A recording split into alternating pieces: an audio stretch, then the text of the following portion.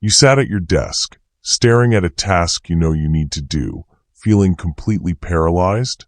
Your brain feels foggy, your body feels heavy, and you tell yourself, "I'm just not motivated today." But what if I told you that you're not unmotivated at all? What if the real problem is that you're drowning in stimulation, and your brain has essentially gone into survival mode?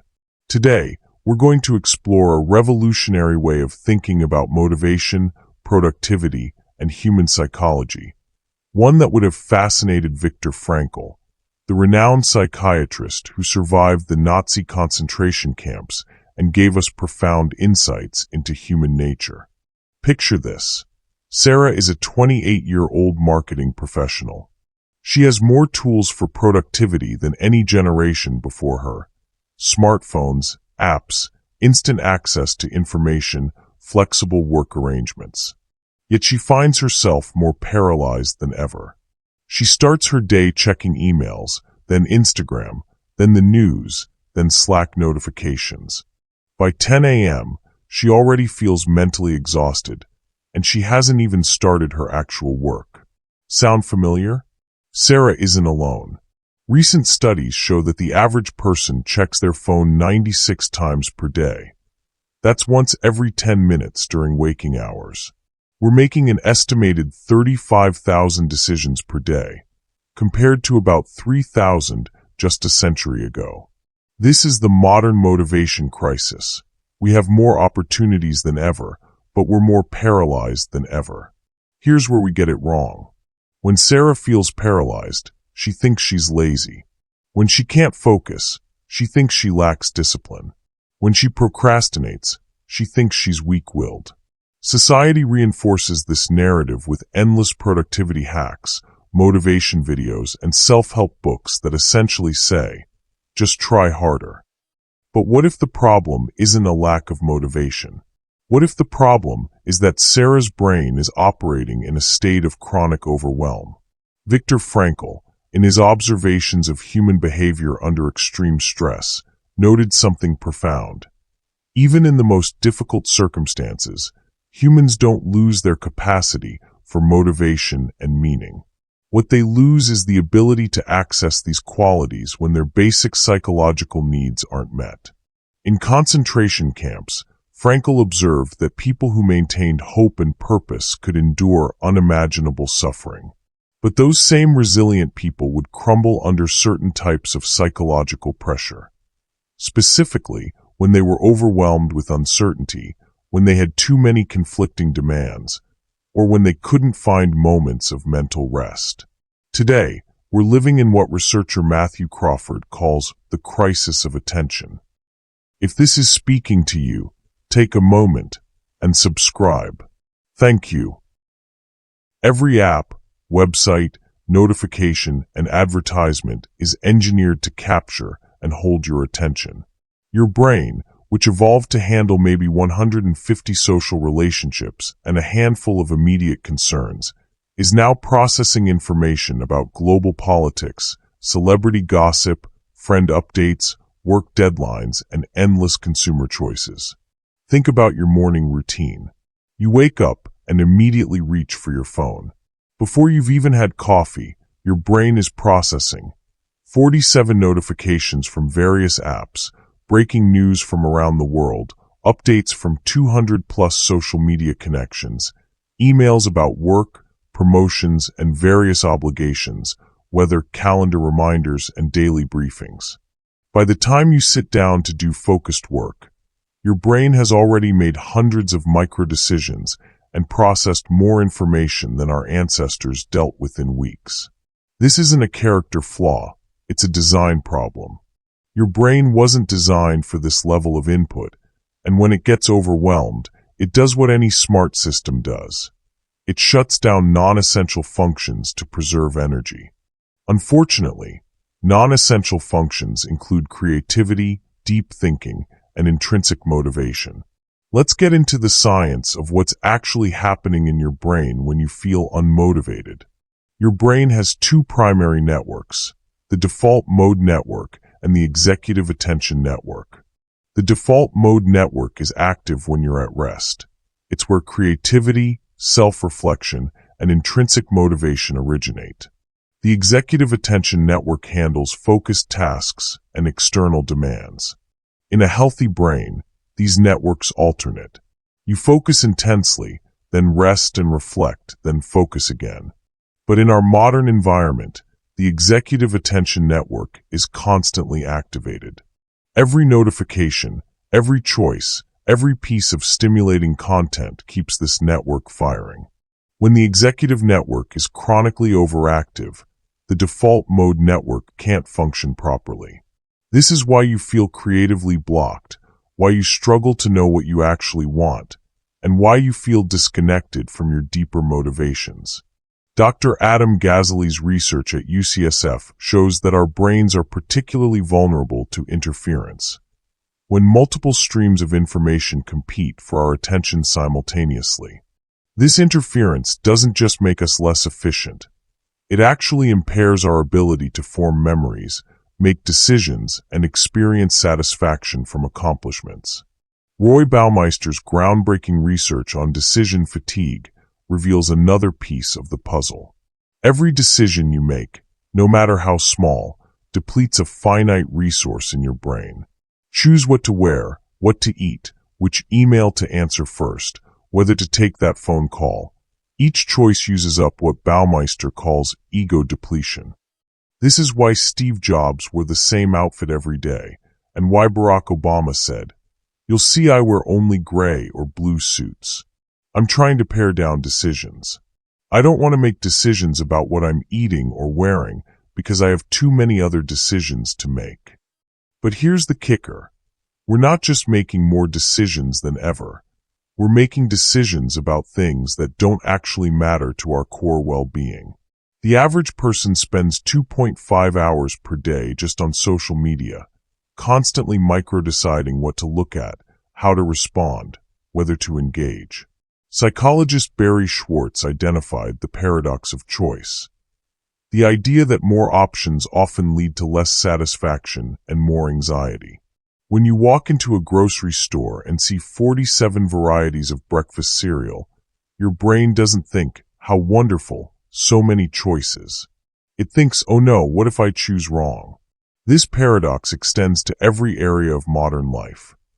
Career paths with infinite possibilities versus clear traditional tracks, relationships through dating apps with endless options, entertainment with Netflix's overwhelming catalog, information consumption with infinite news sources and perspectives, and lifestyle choices with countless philosophies, diets, and approaches to living. Each of these areas of choice creates what psychologists call cognitive load. Mental effort that accumulates throughout the day and leaves you feeling drained, even when you haven't accomplished anything significant. Linda Stone, former Microsoft executive, coined the term continuous partial attention to describe how we've trained ourselves to partially focus on multiple things simultaneously. Unlike multitasking, which involves switching between tasks, continuous partial attention is a constant state of monitoring multiple streams of information at a reduced level of attention. This state keeps your brain in a heightened alert mode, constantly scanning for new information or threats. Your nervous system interprets this as a mild but chronic stress response. Over time, this leads to what researchers call allostatic load, the wear and tear on your body and brain from chronic stress. The result: you feel tired, unfocused, and unmotivated, but you can't pinpoint why because you haven't actually done anything particularly strenuous. Viktor Frankl's central insight from his experiences in Nazi concentration camps was that humans can endure almost anything if they have a sense of meaning and purpose. But he also observed something crucial. Meaning isn't just about having big life goals. It's about the ability to connect with your deeper values and make conscious choices aligned with those values. In Man's Search for Meaning, Frankl wrote, "Everything can be taken from a man but one thing, the last of the human freedoms, to choose one's attitude in any given set of circumstances, to choose one's own way." But here's what's fascinating about Frankl's observations. Even the most resilient people in the camps would break down when they were subjected to constant, unpredictable stimulation and demands. When prisoners were kept in a state of chronic uncertainty, when they were given too many conflicting orders, or when they were prevented from having moments of inner reflection, their sense of meaning and purpose would erode. Frankl identified what he called the existential vacuum, a sense of emptiness that comes from losing touch with your deeper purposes and values. He primarily saw this in post-war society, where people had material comfort but felt spiritually empty. Today's existential vacuum is different but related. We're not just disconnected from meaning. We're disconnected from our own inner voice because it's constantly drowned out by external noise. When was the last time you sat in complete silence for 10 minutes without reaching for your phone, without background music, without any external input at all? Most people can't remember. We've become afraid of boredom, afraid of silence, afraid of being alone with our thoughts. But these are precisely the conditions where meaning and motivation naturally arise. Frankl emphasized that meaning can't be given to you. It has to be found through your own inner work. But inner work requires what he called self-distancing, the ability to step back from immediate stimuli and reflect on your deeper values and purposes. In our overstimulated world, this self-distancing has become nearly impossible. We're so busy responding to external demands that we never create space for internal reflection. Frankl also talked about what he called tragic optimism, the ability to maintain hope and find meaning even in difficult circumstances. But tragic optimism requires mental resilience, and mental resilience requires periods of rest and recovery. When your brain is constantly stimulated, it never gets to consolidate experiences, process emotions, or reconnect with your core values. You end up living reactively rather than intentionally. The smartphone is perhaps the most powerful overstimulation device ever created. It combines several highly addictive elements, variable ratio reinforcement schedules. You never know when you'll get a reward. Social validation through likes and comments, fear of missing out, and instant access to dopamine-triggering content. Your phone gives you an average of 2,617 touches per day. Each touch is a microstimulation that pulls your attention away from whatever you're doing. Even when you're not actively using your phone, just having it nearby reduces your cognitive performance by up to 10%. The notification system is particularly insidious. Every ping, buzz, or badge creates what researchers call an attention residue. Part of your mind remains focused on the interrupted task even after you've moved on to something else. Social media compounds this by creating artificial social pressures. You're not just managing your own tasks and goals. You're constantly comparing yourself to curated versions of other people's lives.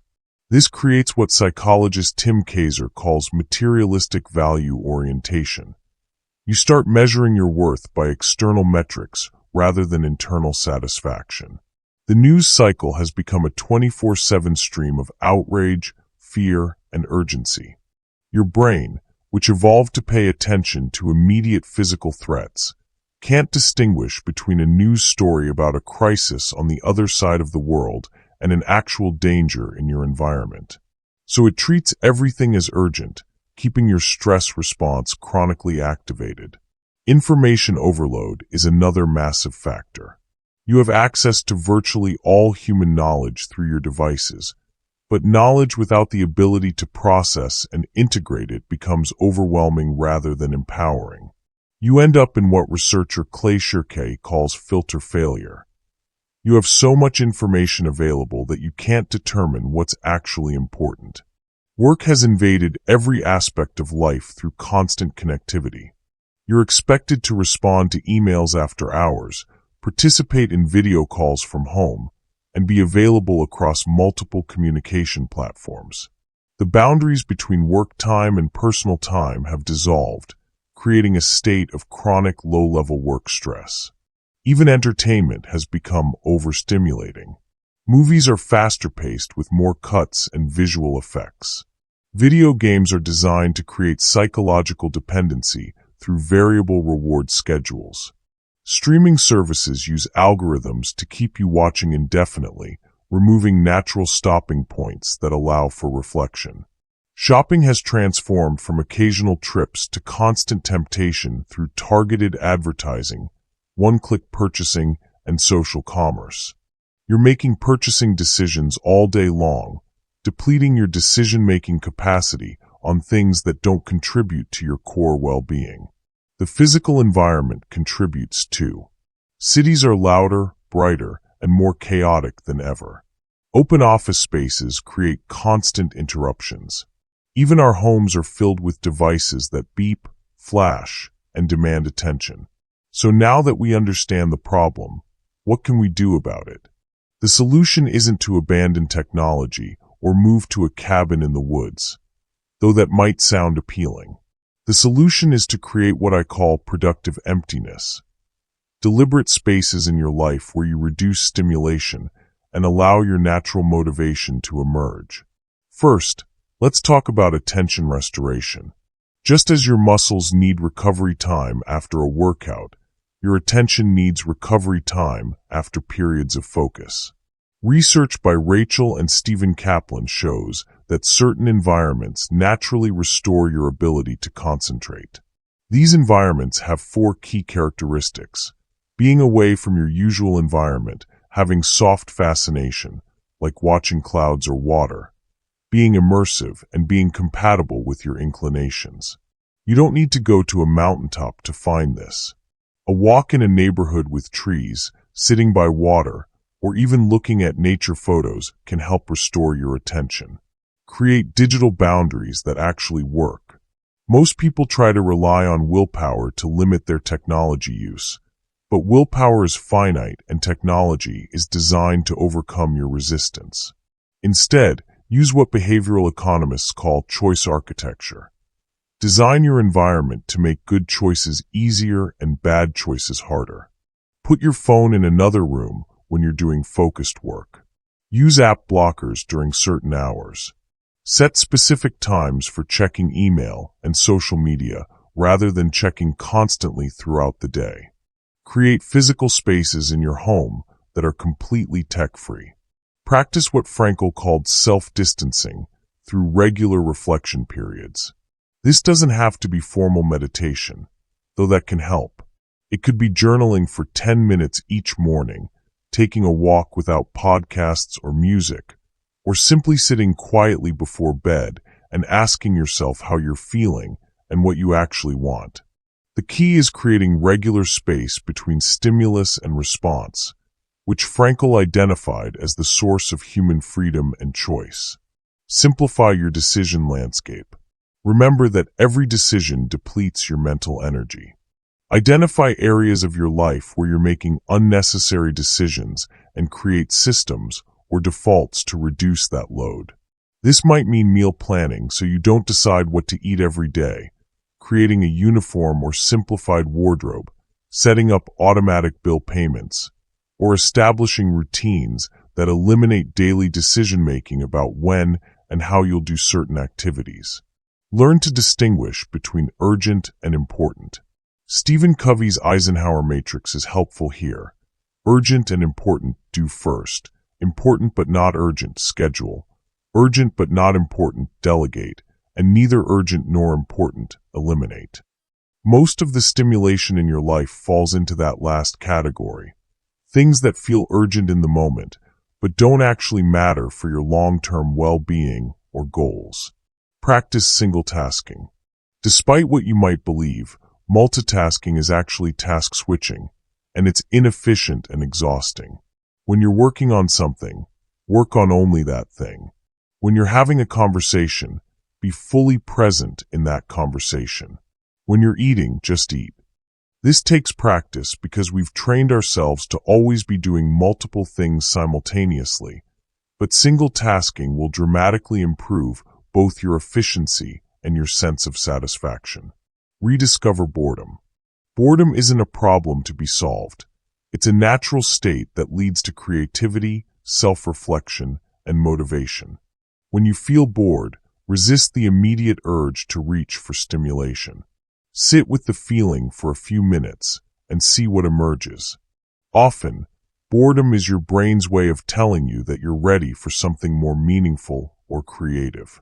Create what I call motivation sanctuaries, times and places where you protect your natural drive from external interference.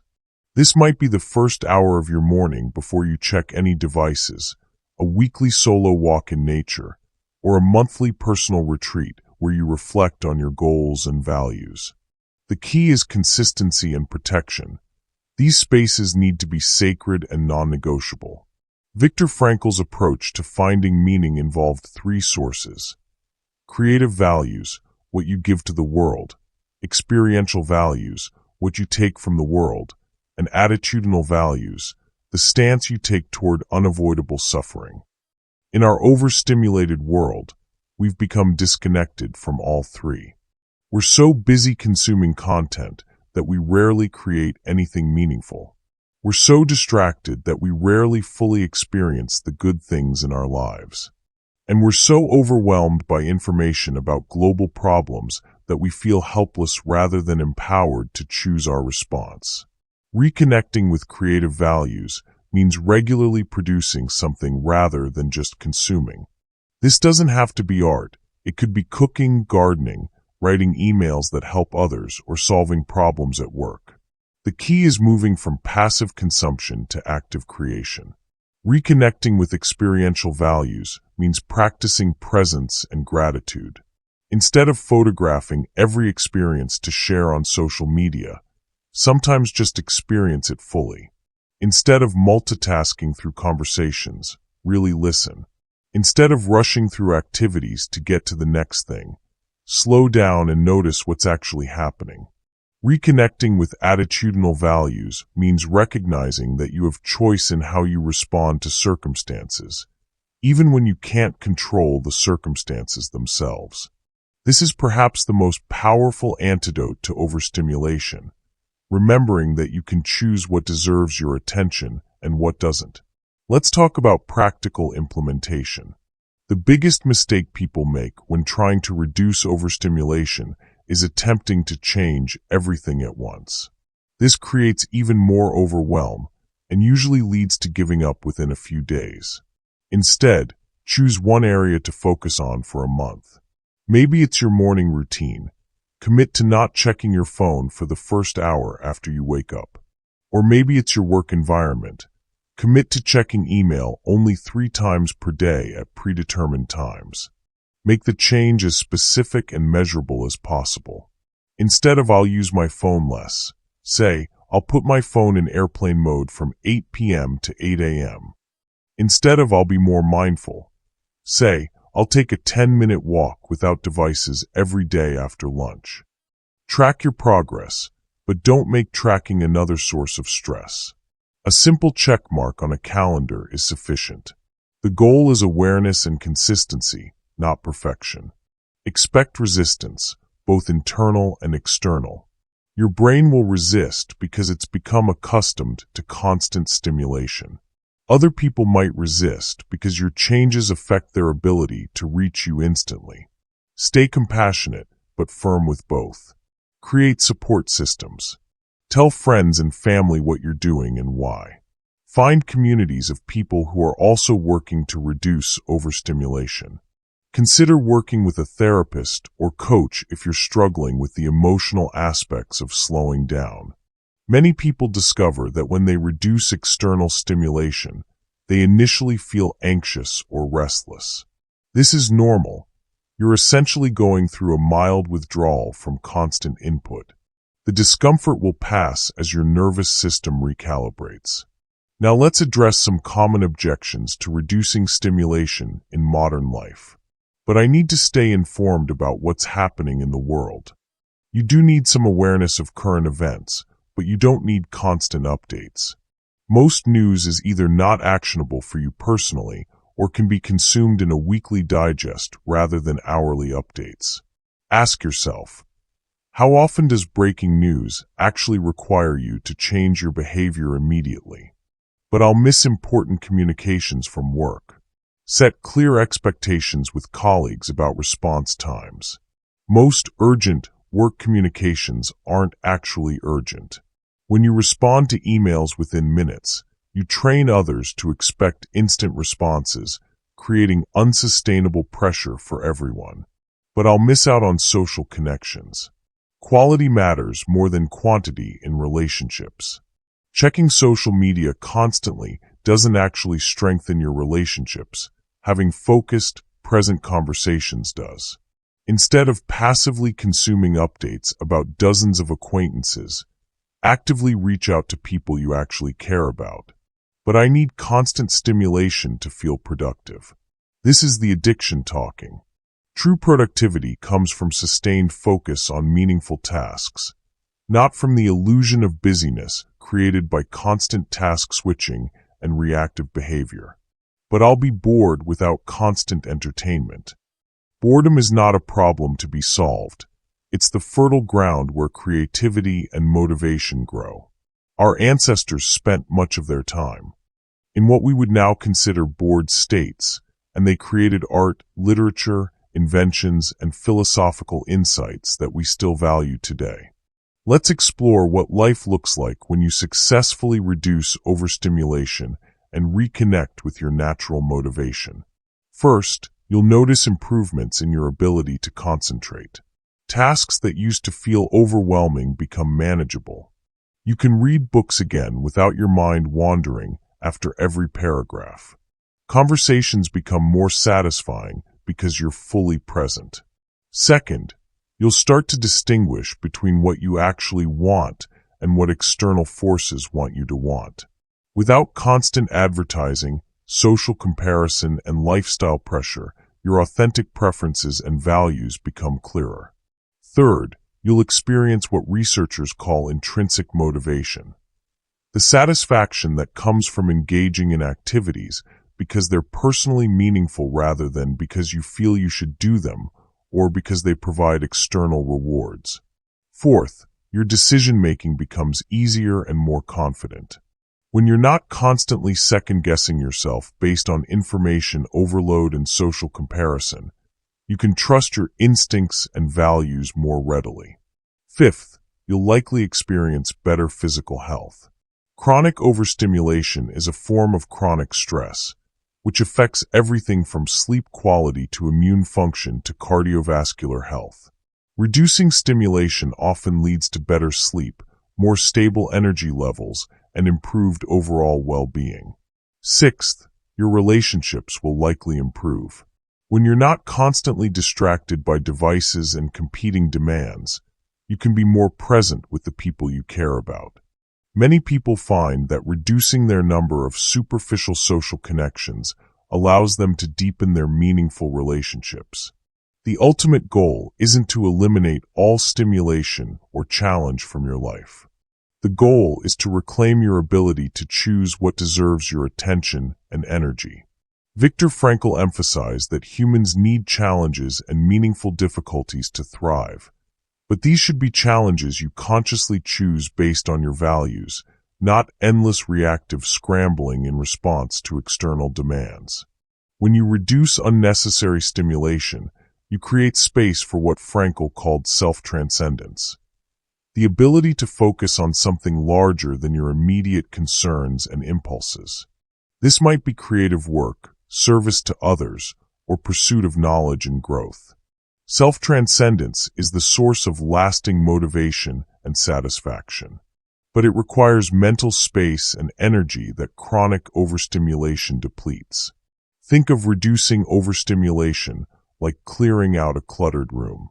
Initially, the empty space might feel uncomfortable if you're used to visual chaos, but over time, the space allows you to see clearly, move freely, and focus on what's actually important to you.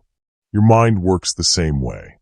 When you clear out the mental clutter of unnecessary decisions, constant interruptions, and overwhelming information intake, you create space for clarity, creativity, and authentic motivation to emerge.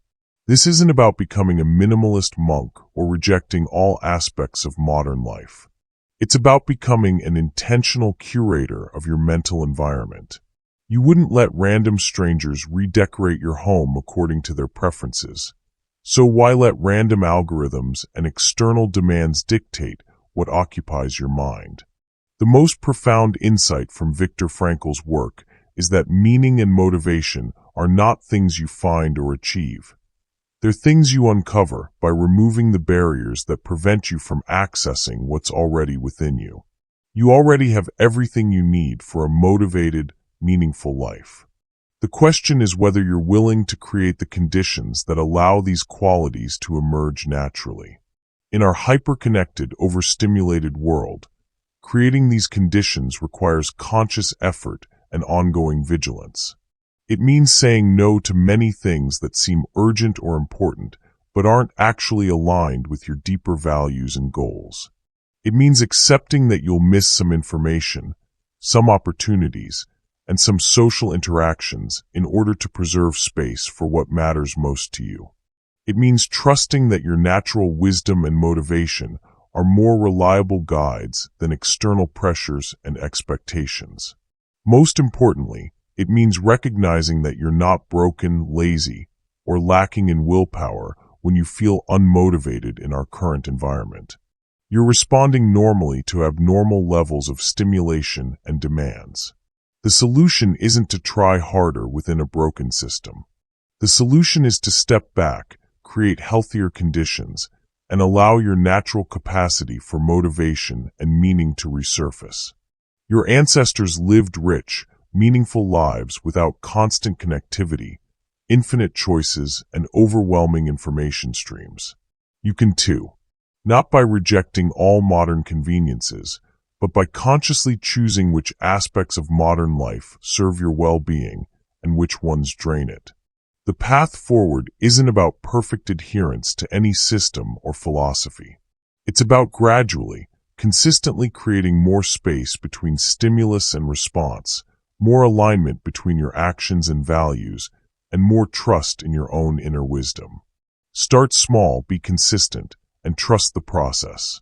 Your motivation isn't missing. It's just buried under layers of overstimulation. Remove those layers and watch what emerges. Remember Viktor Frankl's most powerful insight. You always have the freedom to choose your response to any situation. That includes choosing how much stimulation you allow into your life and how you direct your precious attention and energy. In a world designed to capture and monetize your attention, choosing to protect your mental space is both a personal practice and a radical act. It's how you reclaim your agency, reconnect with your authentic self, and rediscover the motivation that's been there all along. You're not unmotivated. You're overstimulated. And now you know what to do about it.